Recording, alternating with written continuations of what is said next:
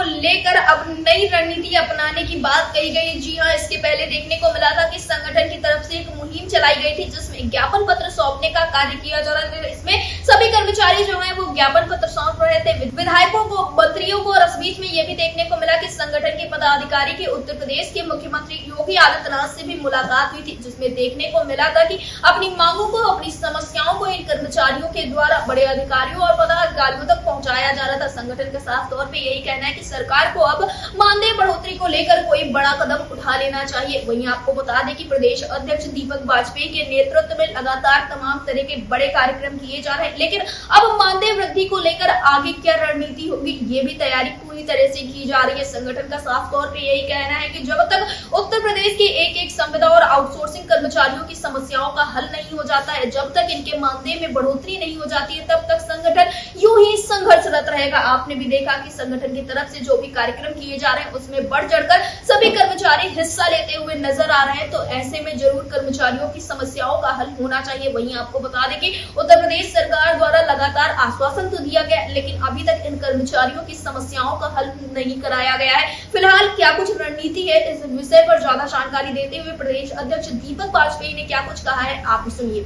इंकलाब जिंदाबाद साथियों, मैं दीपक वाजपेयी, उत्तर प्रदेश आउटसोर्सिंग संविदा कर्मचारी संघ का प्रदेश अध्यक्ष। आज कुछ महत्वपूर्ण चीजों पे बात करूंगा। आउटसोर्स सेवा निगम और वेतन बढ़ोतरी पे बात करूंगा। जैसे कि आप सभी लोग जान रहे होंगे कि हम लोग पूरे प्रदेश में विधायक, सांसद, मंत्रीगणों को खुद जाकर और हमारी टीम जाकर, हमारे जो आउटसोर्स कर्मचारी हैं वो जाकर ज्ञापन दे रहे थे। लगभग पूरा हो गया। फिर बीच में एक हमारा कर्मचारी माननीय मुख्यमंत्री जी के पास भी पहुंचकर ज्ञापन दे दिया, लेकिन परिणाम क्या आया, इस बात को आज बात करेंगे। अब हम लोग इस बात को समझिए कि सभी संविदा आउटसोर्स कर्मचारियों को मैं एक ज्ञापन पत्र जो हमारे ग्रुप पे साझा है,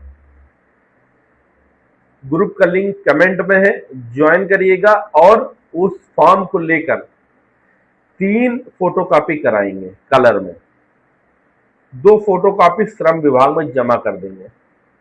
अपना नाम लिखना है, विभाग लिखना है, जो आपके यहाँ पे जिला है, जैसे कानपुर है तो कानपुर लेबर ऑफिस जो बैठता है वहां पे उसका नाम, सेवा में माननीय श्रम आयुक्त जो भी वहां बैठते हैं उनका नाम लिखिएगा। 3 फोटोकॉपी कराइएगा, 2 जमा कर दीजिए, 1 तो मोहर लगा के अपने पास रख लीजिए। संगठन को फोटो जरूर साझा करेंगे।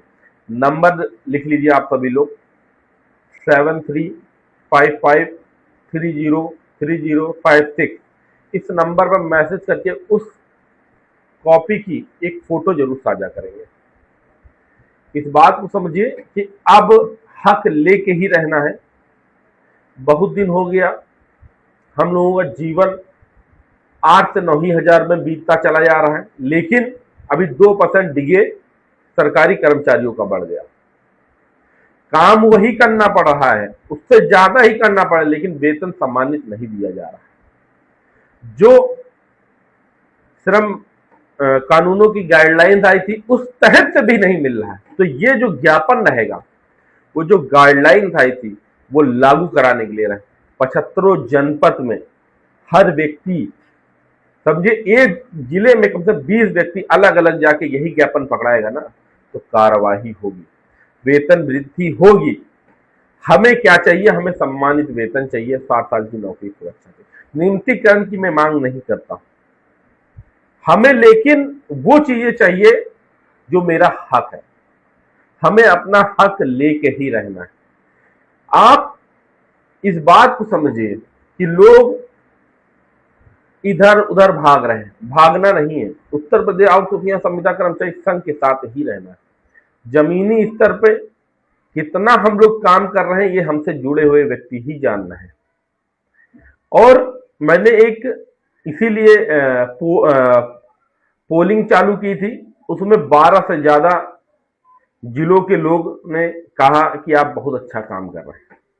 कॉल करके भी मेरे पास फोन आता, लेकिन उसके विपरीत भी लोग मुझसे छल करते हैं, मैं किसी पे भरोसा करूं तो उसका छल होता है।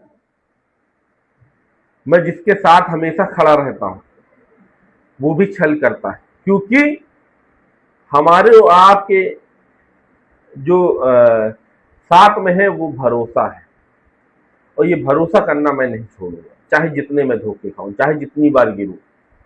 मुझे पता है मेरा जो आउटसोर्स कर्मचारी है वो हमेशा मेरे साथ है, वो चाहे तन से हो, धन से हो, चाहे मन से हो।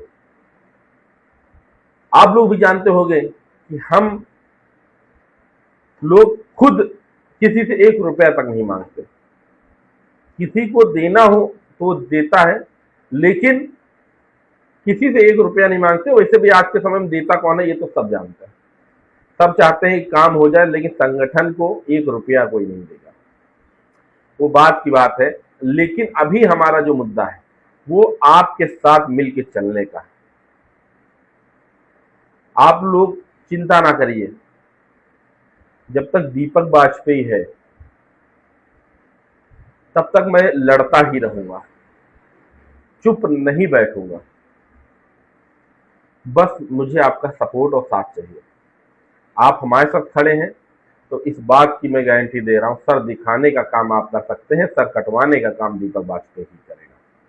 जय हिंद, वंदे मातरम। जहां एक तरफ लगातार इन सभी कर्मचारियों के द्वारा सरकार से ये उम्मीद जताई जा रही है कि जल्द से जल्द सरकार इनके मानदेय बढ़ोतरी को लेकर कोई बड़ा कदम उठा ले। इसके लिए प्रदेश अध्यक्ष दीपक वाजपेयी जो है उनके द्वारा लगातार तमाम तरह की रणनीतियां अपनाई जा रही है, और खास करके मानदेय वृद्धि को लेकर सभी कर्मचारियों की नजर सरकार के ऊपर टिकी हुई है, क्योंकि देखने को मिल रहा है कि अलग अलग जो प्रदेश सरकारें हैं उनके द्वारा तमाम तरह के बड़े निर्णय लिए जा रहे हैं। तो ऐसे में उत्तर प्रदेश सरकार भी अगर कोई बड़ा निर्णय लेती है तो उत्तर प्रदेश के जो संविदा और आउटसोर्सिंग के कर्मचारी हैं उनको कहीं ना कहीं इस चीज का बहुत ज्यादा फायदा होगा। वहीं आपको बता दें कि आउटसोर्सिंग कर्मचारियों के लिए उत्तर प्रदेश सरकार द्वारा यूपीसीयूएस के गठन की बात कही गई थी, तो कर्मचारियों का साफ तौर पे यही कहना है कि यूपीसीयूएस का गठन तो हो गया है, लेकिन उसको धरातल पर जल्द से जल्द लागू करवाया जाए, जिससे कि इन कर्मचारियों का जीवन और ज्यादा आसान हो सके। क्योंकि ठेका प्रथा की वजह से कहीं ना कहीं कर्मचारियों को तमाम तरह की समस्याओं का सामना करना पड़ता है, फिर वो चाहे वेतन विसंगति हो या फिर कार्य में अनियमितता हो, उनके साथ काफी सारे शोषण भी किए जाते हैं। तो ऐसे में कर्मचारी पूरी तरह से ये उम्मीद लगाए बैठे हुए हैं कि सरकार इनके साथ कुछ बेहतर, कुछ अच्छा करेगी, जिससे कि इन कर्मचारियों का जीवन और ज्यादा आसान हो सकेगा। वहीं पर अब आगे की रणनीति को लेकर पूरी तैयारियां हो चुकी हैं और कर्मचारी पूरे मनोयोग से कार्य करते हुए नजर आ रहे हैं। देखना ये होगा कि आखिरकार उत्तर प्रदेश सरकार इन कर्मचारियों के लिए अब क्या कुछ कदम उठाती है, और अब देखना ये भी होगा इस बीच में कि जो ये नई रणनीतियां बनाई जाएंगी उससे क्या इन कर्मचारियों की मानदेय वृद्धि हो पाएगी। ये सारी चीजें देखना काफी ज्यादा दिलचस्प होने वाला है। तब तक के लिए देखते रहे अटल टीवी।